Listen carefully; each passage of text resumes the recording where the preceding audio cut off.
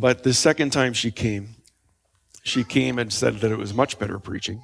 But she said, when you were preaching, she had this vision of me writing at a table and the pages flying off and going around the world and touching people who had chains on, and the chains would break and the bundles would fall off and they'd start walking in freedom.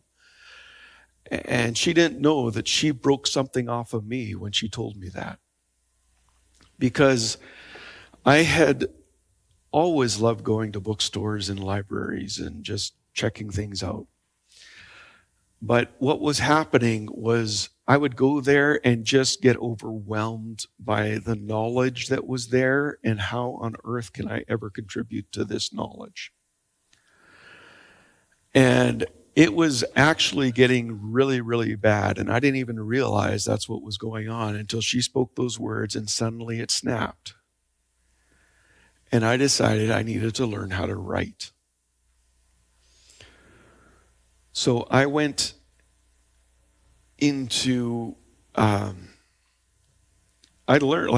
took courses on how to write. I went into writing groups. We went into writing seminars. I did all of these things so I could learn how to write. And I wrote and I wrote and I wrote and I wrote and I wrote.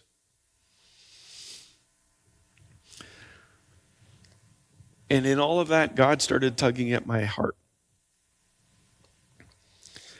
He had told Karen and I both before we were married that our main ministry would be outside of Canada. I started my first novel in New Zealand, and I wrote advertising features for the local paper, and I was on a walk with God one day lamenting what he told me to do.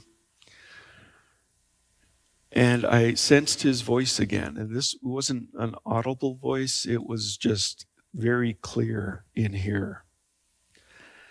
And he said, I've given you time to write. Why are you doing anything but?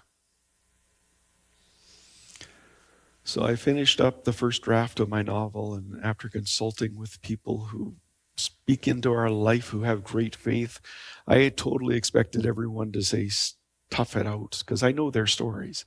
I know they stuck it out. I know that they went with God and they did that. And every single one of them came back and said, you got to be home with your family.